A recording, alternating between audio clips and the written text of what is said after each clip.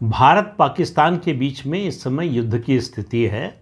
Operation सिंदूर अभी खत्म नहीं हुआ है, चल रहा है।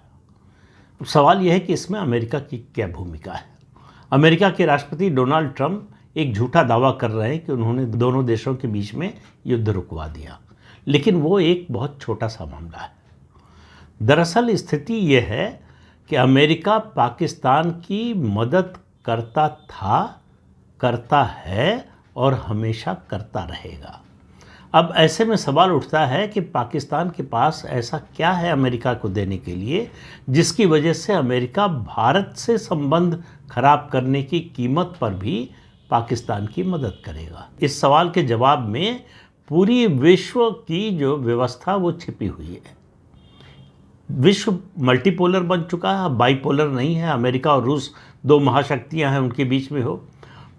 चीन बहुत तेज़ी से उभरने की कोशिश कर रहा है, वो अमेरिका की जगह लेने की कोशिश कर रहा है। अमेरिका के सामने चुनौती है उस जगह को नंबर 1 की पोजीशन को बचाने की।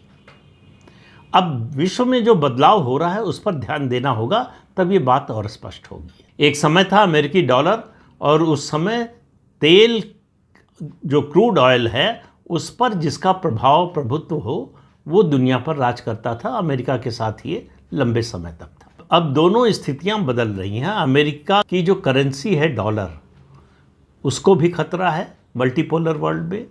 उसको पहला खतरा आया था जब ब्रिक्स देशों में इस बात पर विचार हुआ कि डॉलर की जगह वो अपनी करेंसी में व्यापार करें, मतलब आपस में देश एक दूसरे की करेंसी में, लोकल करेंसी में, या फिर एक नई करेंसी बनाएं।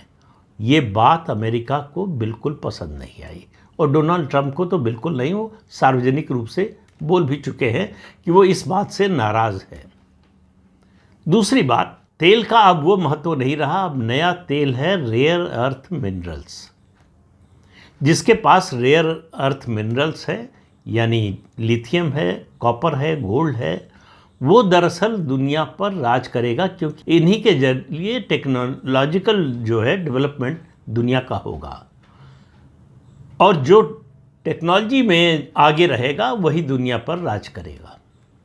रेयर अर्थ मिनरल्स के मामले में चीन इस समय अमेरिका से आगे है।